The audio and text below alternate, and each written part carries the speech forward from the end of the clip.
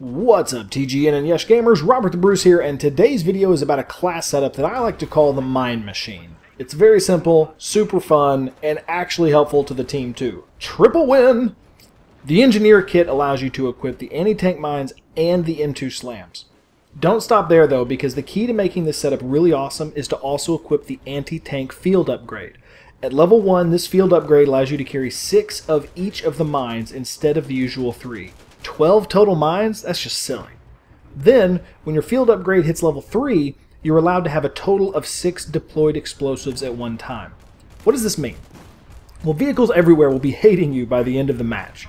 The anti-tank mines are super powerful, and just 2 of these bad boys will bust up just about anything that rolls over them. There are a couple tips to remember with the AT mines though. First, the enemy vehicle wheel or tank tread has to actually hit the mine for it to detonate.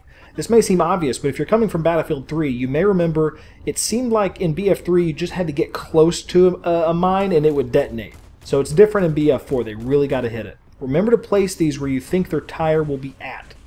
Second, AT mines are more obvious to the enemies.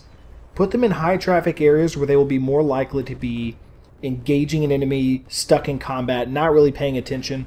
Or try to put them in an area of the road where they will blend in. A darkened patch from a previous explosion usually works pretty well. The M2 slams have several unique benefits. Even though they don't do as much damage as the AT mines, they can be used in creative ways. They stick to surfaces and are detonated by motion, so you can throw them sideways onto something, and when a vehicle drives by, they'll detect it and detonate. Don't stop there though, because I like to think of the M2 slams as the C4 of the Engineer class. Run up to a vehicle that doesn't see you and toss 3 of these on the side of it. Once they drive a little ways, the M2 slams will detect motion and detonate. A decent explosion near them will set them off too. Lastly, these guys even work in shallow water. Throw these in shallow areas between islands on Parasail Storm or Hainan Resort, and when a boat drives over that spot, kaboom! You can even toss them in the water on Flood Zone after the map gets flooded. The last thing to keep in mind is that even though you have tons and tons of mines at your disposal, remember that there is a cap to how many can be deployed at once. The default is 3, and if you reach level 3 of the anti-tank field upgrade, it is increased to 6. Don't go throwing more mines down than you can. If you do, it will just start removing the first ones you threw, and you're wasting your time. I like to set 2 different mine traps in good areas. Then, if opportunity presents itself to toss M2 slams on an enemy vehicle, I'll do it.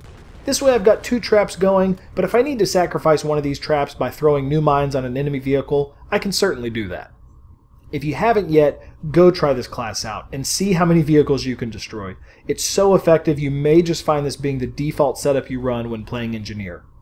Thanks so much for watching, I'll see you in the next video.